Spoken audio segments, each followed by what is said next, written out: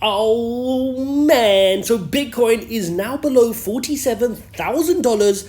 And do we now need to start talking about whether we are heading for a bear market? We're going to look at all the different time frames for Bitcoin in this video, and we're going to come to a conclusion of when I believe Bitcoin will enter a bear market. So make sure you stay tuned till the very end. This is very important for anybody invested in crypto. Even if it's just altcoins, we need to know where is Bitcoin heading, because the altcoins will head there at a multiple of the rate. So really important that you watch this till the very end, and let's get straight into video. So we can see now Bitcoin is below 47,000. We see we're down another 2% or so today, and it's taken everything down with it, right? You've got Ethereum down, you've got Binance Coin down, Solana, Cardano down 5.8%, and you're seeing that the coins which weren't doing as well as Bitcoin was pumping will fall faster, right? It's just how it is. You have coins which are in favor and you have coins which aren't in favor. So you can see Luna is holding up a little bit better, still in the green over the 7-day period, just slightly there. Polkadot down 3.4%, Avalanche down 5%, which means it's now down 14% over the last 7 days. Things are getting wiped out right now because everybody is getting scared, and we need to talk about this, guys. If I come over to the fear and greed index, we are sitting at 22, guys. 22 categorizes extreme fear. Let's put this into context, guys. Let me just move myself out of the way. Let's go into the 1-year chart here.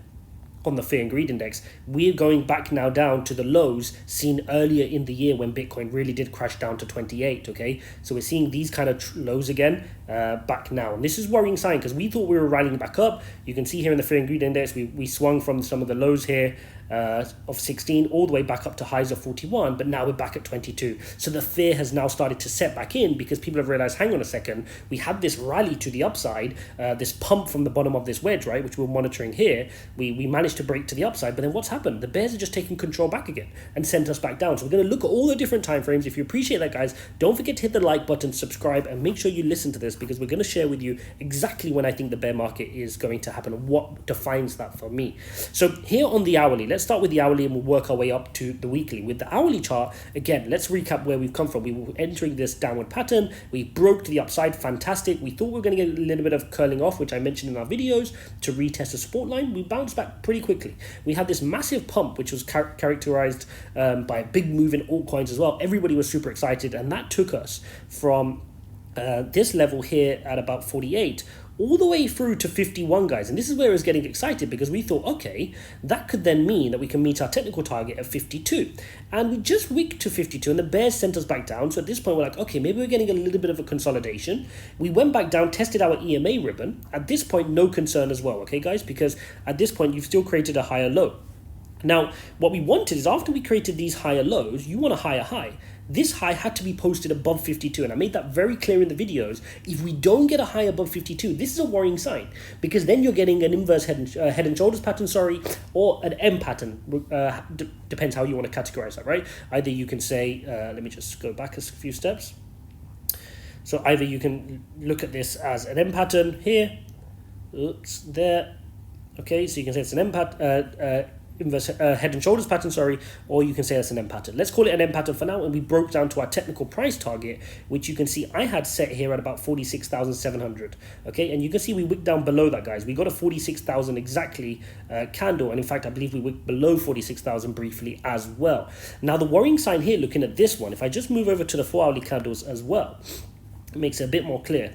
Here on the 4-hourly candles, you can see we obviously met our M target, M pattern downward target, but now we're at the floors of what we were seeing here in the wedge. We're back to these floor prices, which we thought we managed to bounce out of and get out of this rut, but we haven't.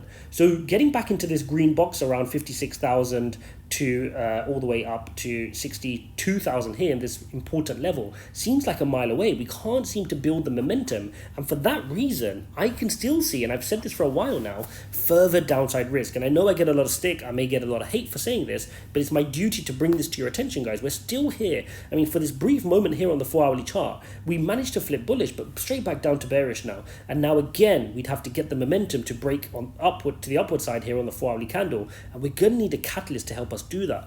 As the market is trading right now, I can't see any catalyst coming that's going to push us in the short term straight above our EMA ribbon.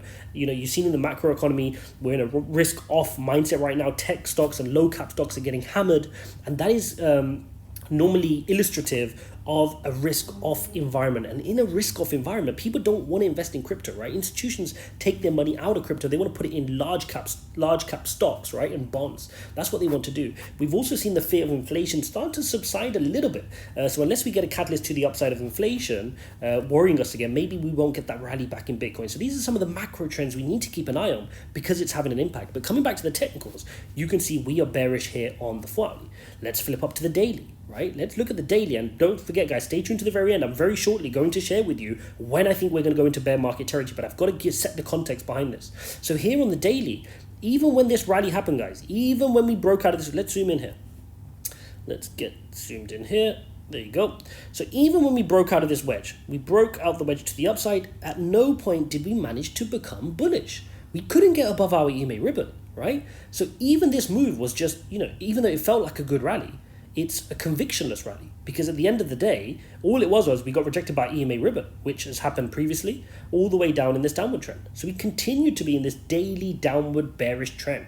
Okay, so we need to keep an eye on that. Very important that we keep an eye on that. Let's move up time frame. And by the way, on this time frame, you guys will know that even when we were in these price points here at 60,000 and we covered this downward channel, I said, unless we get above 60,000, I can see prices all the way down here, okay? And I mentioned price points in 43, 44. I've continued to hold those price points. And in fact, I'd even go down to as 41, 42, because the next level of support outside of horizontal supports, which by the way, we lost the 47,850 mark, which was very important. And our next one's coming in at 43. The next other support is this violet line.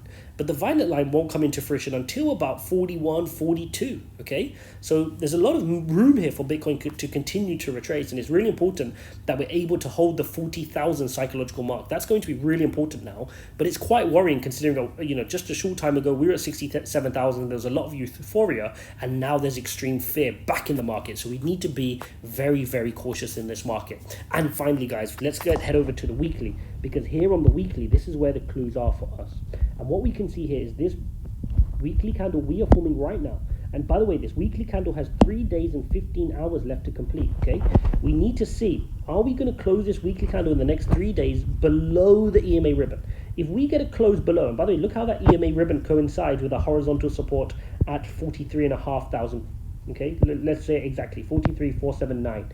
If we close below this level, we get this red candle closing below this level, okay? At that point, we are officially in a bear market on Bitcoin, okay? We would have flipped our weekly EMA ribbon bearish, and that would be signs of a bear market. We need to be worried at that point. We need to then go into bear market territory. And I'm going to walk you through that on this channel. So make sure you're subscribed, smash up the like button so we can walk through this and handle this together. But that's what I'm keeping an eye on. It may not happen in this weekly candle. It could happen in the next weekly candle, but we really need to bounce off our EMA right now. If we want to maintain a bull market right now, we need to see a bounce. But the good news is we do get bounces, guys. Look at this, how precariously low we were here, and then a really strong week and we bounced up, okay? Again, precariously weak low here, into week here, bounce back up. So not all is not lost right now, but I have to tell you, if we close this below the EMA ribbon, that is officially a bear market. But you've seen this happen before where we've just wicked below, okay, and then it's bounced back up, and you've just seen how we precariously hang there. And for a long time now, we've not lost our EMA ribbon to flip bearish. The last time we flipped fully bearish, there was officially, I guess, a close here below the EMA ribbon, but then straight away you had a bullish engulfing candle send us all the way back up. The last proper flip bearish, you'd have to go all the way back to this here, back in March 2020 from the pandemic, but then we know what happened after the pandemic, right? So that's just one thing for us to keep an eye on, guys. That is the indicator we need to keep an eye on over the next 3 days, 15 hours on this specific weekly candle, but also over the next few weeks, that are we able to bounce off this EMA ribbon? If we get a nice solid bounce, guys, we've seen massive moves on Bitcoin. I mean, you can see the move here from this bullish engulfing candle. This would have taken you all the way from 31,000 up to 50,000. Here, this would have taken you from 40,000 all the way up to 69,000. Let's just take this one here, would have taken you from 9,000 all the way up to 64,000, okay? So when we do get a bounce off of our EMA ribbon, that can often set us up for explosive moves to the upside. So there you have it, guys. There is what I see on the Bitcoin charts on all the different time frames.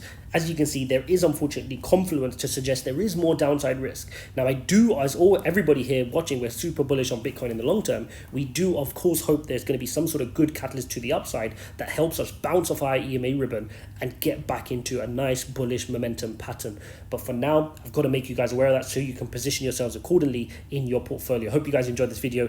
As always, to support this channel, don't forget to hit the join button if you want to support this channel a little bit more. That helps me bring these videos to you on a daily basis. But also, you'll get access to our community thread where you can ask me questions one-on-one on your portfolio, your favorite coins, even if we don't cover them on this channel.